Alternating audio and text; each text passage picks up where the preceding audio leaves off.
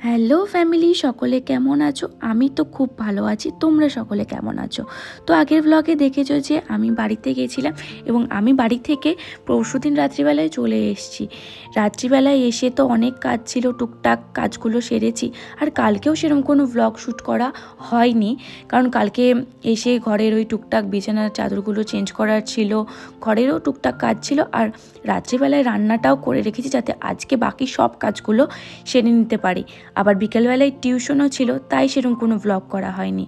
তো আজকে ব্লগটা সকাল থেকে শুরু করছি। সকালবেলায় ঘুম থেকে উঠে বিছানাটা আগে পরিষ্কার করে নিয়ে ভাবলাম চা আর খাবো না, তাই একটু হরলিক্স নিয়ে চলে এলাম। ভাবলাম হরলিক্সটা খেয়ে বাকি সব কাজগুলো আজকের সব সেরে নেব।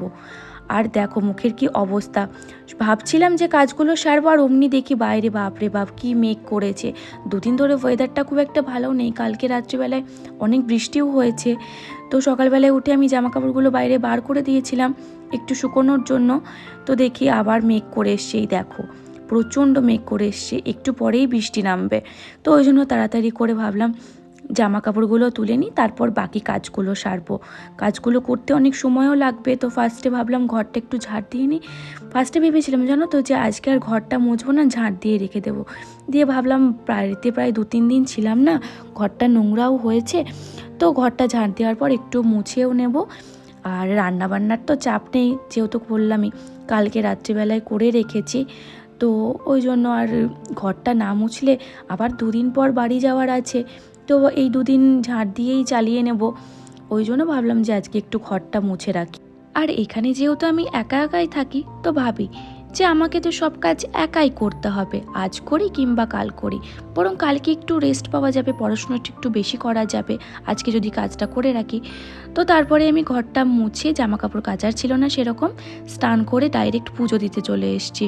কারণ 2 দিন হলো এসেছি, কালকে আর ঠাকুরের জায়গাটা পরিষ্কার করা হয়নি, তাই আজকে তাড়াতাড়ি করে স্নানটা করে, তখন প্রায় তাও বেলা 1:30 বাজছিল, আমি স্নানটা করে পুজোটা দিয়ে নিলাম ঝটপট করে। আর ঠাকুরের জায়গাটাও সুন্দর করে পরিষ্কার করে নিয়েছিলাম, কারণ অনেক দিনই কোনো পরিষ্কার পরিচ্ছন্ন করা হয়নি ঠাকুরের জায়গাটা। আর দেখেছো আমরা যখন ঘরে থাকি তখন ঘর পরিষ্কার করে রাখি, আর ঠাকুরের জায়গাটা পরিষ্কার না করে রাখলে না মনটা কেমন যেন খুঁতখুত খুঁতখুত করে, যে আমি আমার বিছানাটা পরিষ্কার করে রেখেছি, এদিকে ঠাকুরের জায়গাটা অপরিষ্কার করে রেখেছি। তো এই দেখো আমার পুজো কমপ্লিট, সুন্দরভাবে ফুল দিয়ে একদম সাজিয়ে সুন্দরভাবে। আমার ঠাকুরের জায়গাটা বেশ ছোট, কিন্তু আমি যতটুকুই পারি সুন্দর করে গুছিয়ে রাখি, পরিষ্কার পরিচ্ছন্ন করেই পুজোটা দিই। তো এবার খাওয়ার শেষে এখন প্রায় তখন পুজো দিয়ে উঠতে উঠতে আমার 2:30 বেজে গেছিলো। ভাবলাম ঝটপট করে খেয়ে নিই।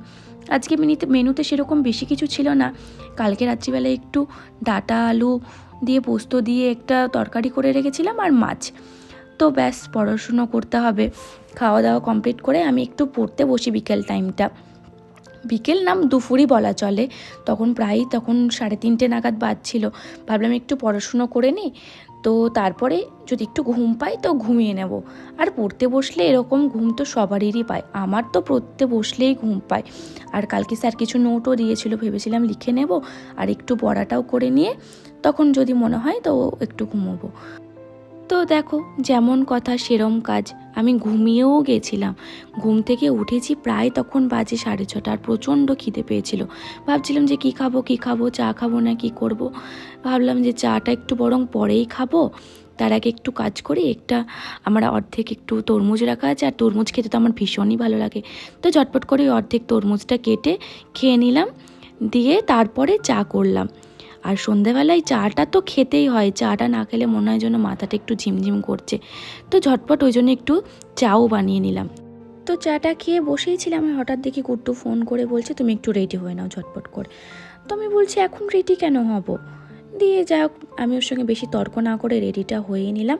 তাই করতে দেখছি আমাকে ফোন করে বলছে বাইরে এসো। বাইরে গিয়ে দেখি মহারাজ দাঁড়িয়ে আছে, বলছে চলো একটু ঘুরে আসি। আমি বলছি হঠাৎ কোনো ফোন নেই, কিছু বলার নেই যে হঠাৎ করে চলে আসলে, আগে তো বলোনি। তো ফার্স্ট আমাকে বেরিয়ে বললো যে এইসব ছাড়ো, আগে কি খাবে বলো। তো সন্ধ্যাবেলায় তো একটু খিদে পাচ্ছিলো, তো বললাম চলো একটু মোমো খেয়ে আসি। তো বললো ঠিক আছে, তাহলে তো খুব ভালো হয়। গিয়ে আমি একটা স্টিম মোমো নিয়ে নিয়েছিলাম, আর ও একটা ফ্রাইড মোমো নিয়ে নিয়েছিল। তো খাওয়া দাওয়া করে যেরকম ইচ্ছে বাড়ি চলে গেছিলাম, ওর মতো চলে গেছিলো, আমি আমার মতো চলে গেছিলাম। তো বাড়ি এসে আর কিরকম কোনো শ্যুট করা হয়নি, রান্না করেছি, কাজ করে খাওয়া দাওয়া করেছি। তো তো এখন ঘড়িতে বাজে প্রায় 12টা।